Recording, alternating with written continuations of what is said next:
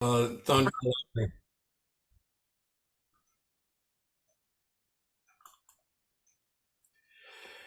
I like thunder and lightning. I don't know about the rest of you, but having grown up in Oklahoma, that's just a natural occurrence almost. Every time they say it's going to rain, well, here comes thunder and lightning. It always comes with it. So that's enough of that. We'll talk about today. This is Memorial Day weekend, and I wanted to mention a little bit about Memorial Day and the history of it. It's amazing. Virginia has a lot to do with the idea of Memorial Day.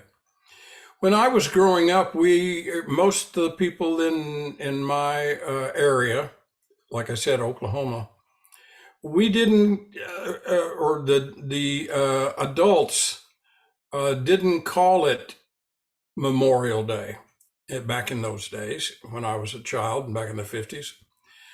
They called it Decoration Day. I don't know if any of the rest of you had that experience, but we called it Decoration Day. And so that's one of the ideas that's been lost. Why was it called Decoration Day? You may be asking yourself. Well, I did a little research on it, and here's what I found out. We're going to be talking first of all about the wonderful city of Warrenton, Virginia.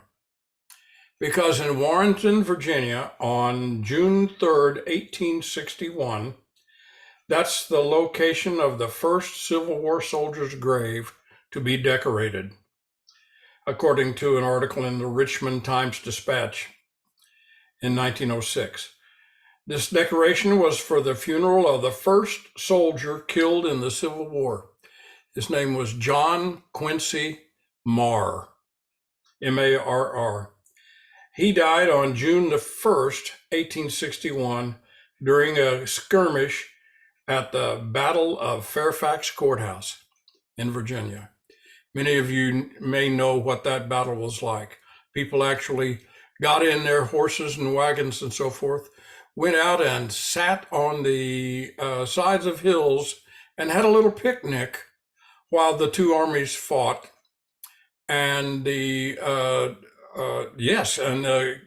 Confederates were winning, and it became a panic trying to get back to Fairfax. And soldiers were running right through people's homes, in the back door and out in the front door and out the back door, trying to get away from the Confederate army. And many thought that after this one battle, the war was over. But no, that wasn't the case.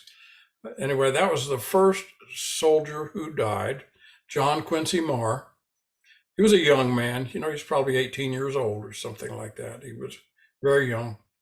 And he was buried in Warrenton at the cemetery there. So that was the first decoration, but it didn't really take off all over the country, but it was more likely to be celebrated in the years to come in the South than it was in the North. Now, I would automatically think, and maybe you would too, well, that was the Southerners celebrating the Confederate soldiers, decorating their graves. But no, it wasn't just that. They were decorating the graves of all soldiers who died. So any soldiers that were in their territory, whether they were Northern soldiers or Southern soldiers, their graves were decorated.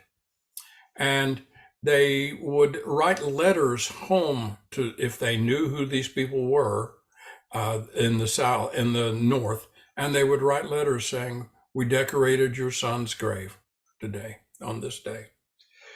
And this happened first on April 26th, 1865, in Jackson, Mississippi. A woman by the name of Sue Landon Vaughn decorated the graves of Confederate and Union soldiers, according to her account. This caught on, and on May 1st in Charleston, South Carolina, the freed black population there held a parade of 10,000 people to honor the 257 dead Union soldiers soldiers that had been buried in a mass grave at the Washington Race Course in Charleston, South Carolina. And they dug up this grave and buried them with full honors in the local cemetery there. And I think that's really something that they were able to do this, and that had the set of mind that tells us that there was compassion in the midst of all this horror. You know, there's more people died in this war than there's died in any of the other wars that the United States has participated in, or that America has participated in, so to speak. More in the Civil War, the war between the North and the South. Having said all that, that brings us up to sort of more modern times. You know, for a long time, especially for probably most of us that are, well, except for one of us, most of us sitting in on this room right now, this electronic room, so to speak. May the 30th was always the day for celebrating Memorial Day. And whatever day it fell on, that was the day it was celebrated. And it was done this way, or Decoration Day, as I'm calling it. It was done this way all the way up till 1970.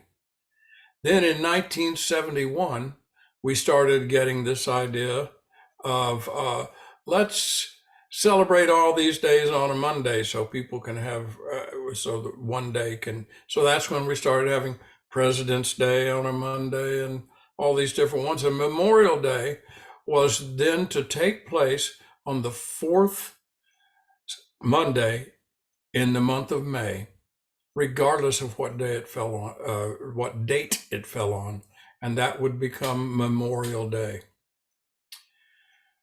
It's in honor of all who have died in battle of any kind or died in service of any kind for the military of the United States. We have a separate day, which is for all who served, and we all know that's a different day altogether. But this is just for those whose life was taken on this day. And we remember them. And so what got me thinking, and I want to talk about today, besides all that I've just talked about, is what does it mean to remember? What does it actually mean? I imagine it means something slightly different, and there's nuances all the way through this idea of remembering for each and every one of us, because we're all individuals and we all have a brain of our own, and we have a way of communicating to ourselves what has happened in the past.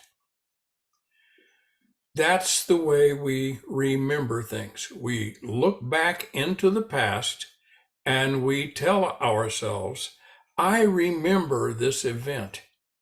I remember this person. Now, here's the tricky thing about that. The memory isn't always accurate. It wants to remember things the way it wants to remember things. It wants to remember things as being romantic, as holding within itself some sort of idea that this is specialized, unique. It only happened to me and this other person. It's never happened before. And this isn't just about soldiers who perished in conflict. This is about anyone who has perished in our lives. We remember them the way we want to, or the way our mind allows us to remember, not necessarily in a truthful way. I remember that my second wife, her name was Isla, and her name was Isla van der Linden. Guess where her parents were from? They were from they were Danish in origin, and they had many things in common with the Danish beliefs and the Danish traditions. When she passed away from cancer at the age of 31, I tended to romanticize her life, who she was. I started seeing her in perfection. And I was talking about this on the anniversary of her passing with her sister, her younger sister. And her sister listened to me talk about it for about 5, maybe 20 seconds. And she said, "Oh, come on, get off of it. You're imagining something that never really happened." She wasn't necessarily just that way. She was a rascal. You know she was. She could tell you things that weren't necessarily true because she wanted you to believe them. She was a manipulator. You know that. And I said, "Well, Jan, that's not the way I want to remember it, though." And she said, "You can have it however you want. You can have it the way it really was, or you can have it the way you wish it was. But I'm going to remember my sister the way I remember her." I said, "Well, even if you do, that'll be different than the way I remember her, because we had different experiences together in life. The two of you were little kids together." She said, "I remember that my father had to hang a piece of string with a tennis ball down in it in the garage of our house. And you had to bring the tennis ball right up to the hood of the car. Why? Because Isla ran the car through the back of the garage 3 times. You don't remember that. I do." I thought, well, no, I don't. But if I ever had a garage that I could park a car in, I'd remember that for sure, if in her case. But she was a sweet person, and she was different to different people. Each one of us had a different remembrance or memory of her.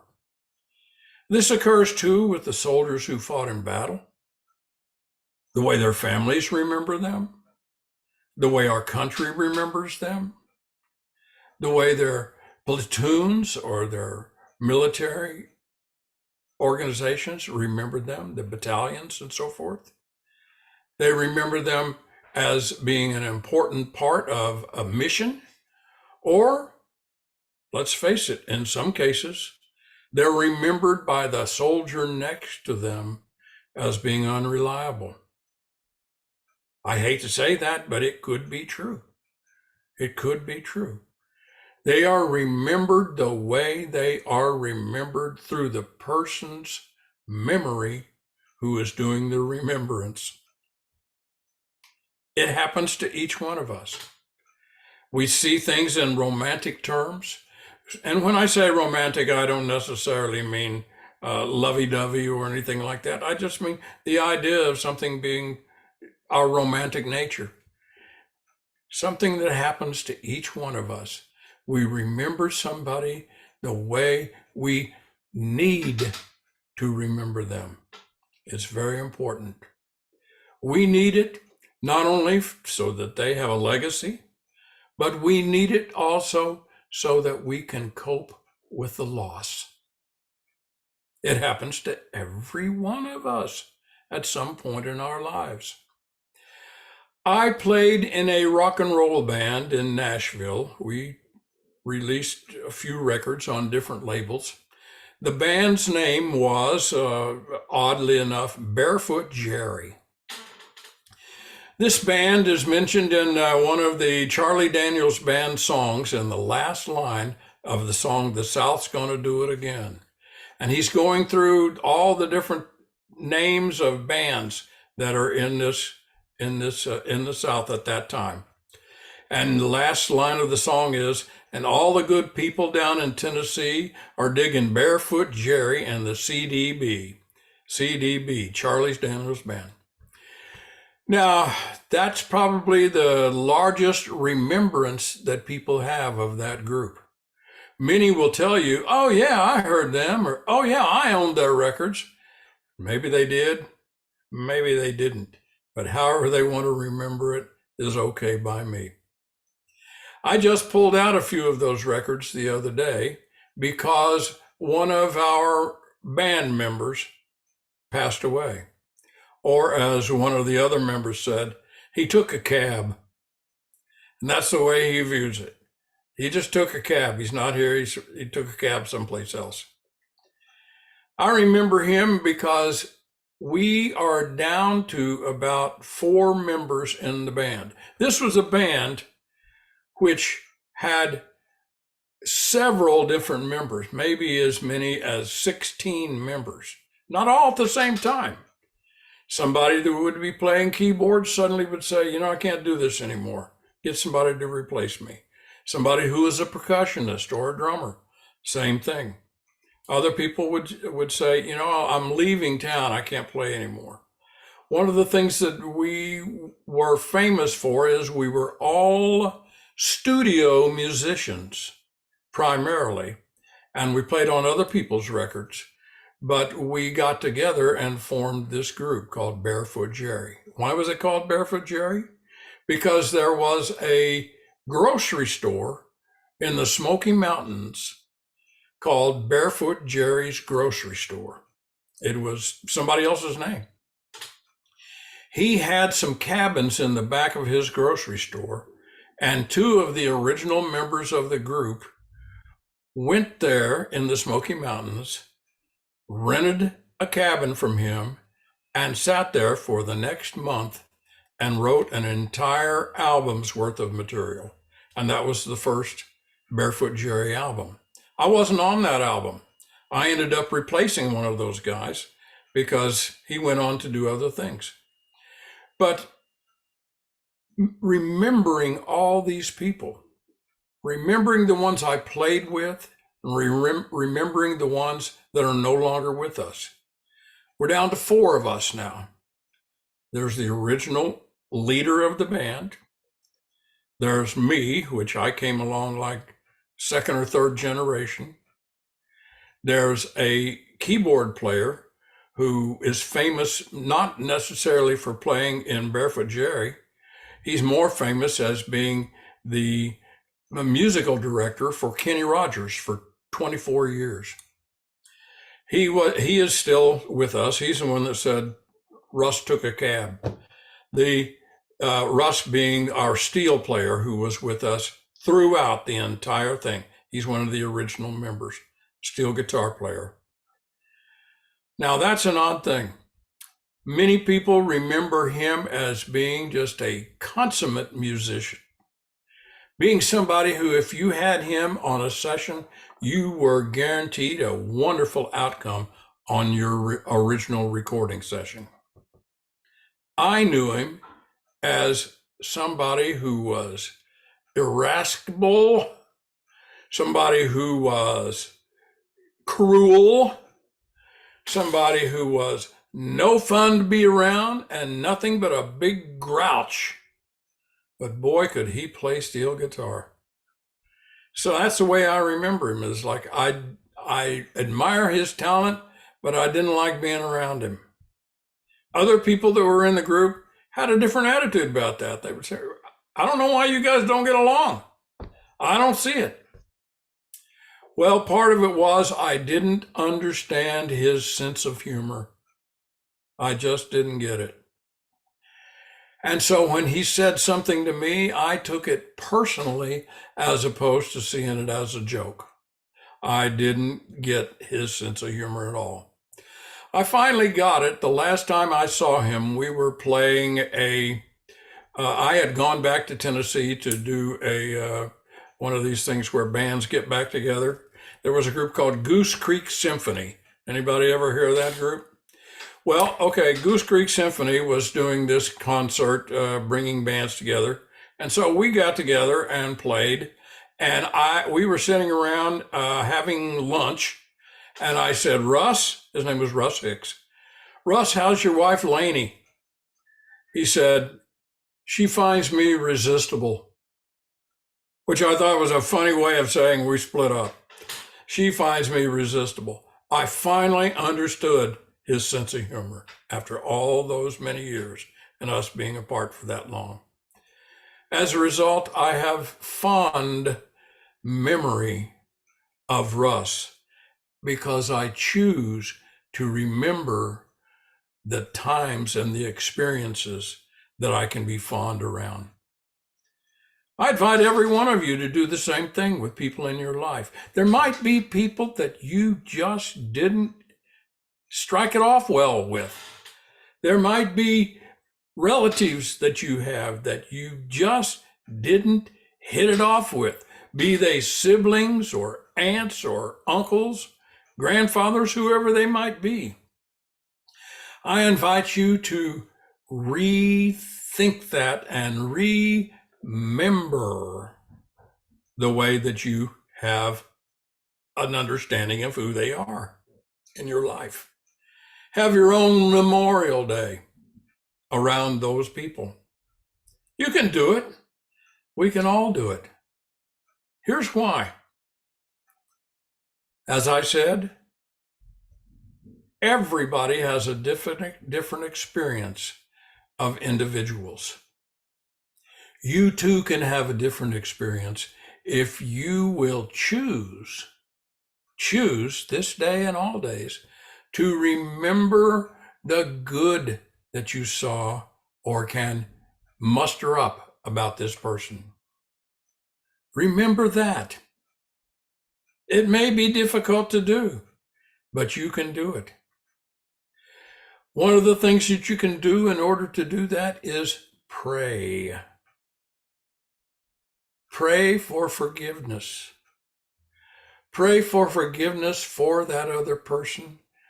Pray that all comes together for you and them in your life. Now, they may be gone. They may have taken a cab. They may not be here any longer. And you think, well, how can I pray with them or for them? Because you can. That's how. That's why. You can do it at any time. Time is not a factor. It's not a barrier for any of us in any portion of our lives. It's not a barrier. It's simply a wall with a door in it that we can walk through when we choose to see the door. It's not a brick wall. It's simply a door with a portal, a different sort of portal than ever before. I choose to see Russ, who recently took the cab, in a different way than I ever saw him before. I choose to see as many people as I've ever had conflict with in a different way. I choose to see those who I romanticize about my relationship with in a different way. But all these ways are good ways. They're ways that can hold us together. You know, religion itself is based on remembering. Remembering, as though it's a body that we are putting back together. In Latin, religion comes from the term religio, like ligament, religio, which means reconnect one thing to another. We can do this. If we do this, we end up being a happier person. And if we are a happy person, we might just be viewed as a happier person to other people. And if we are, we've created a new memory. God bless all of you on Memorial Day. God bless all who served our country and allowed their lives to be a part of the reason that we are still together. God bless. Thanks.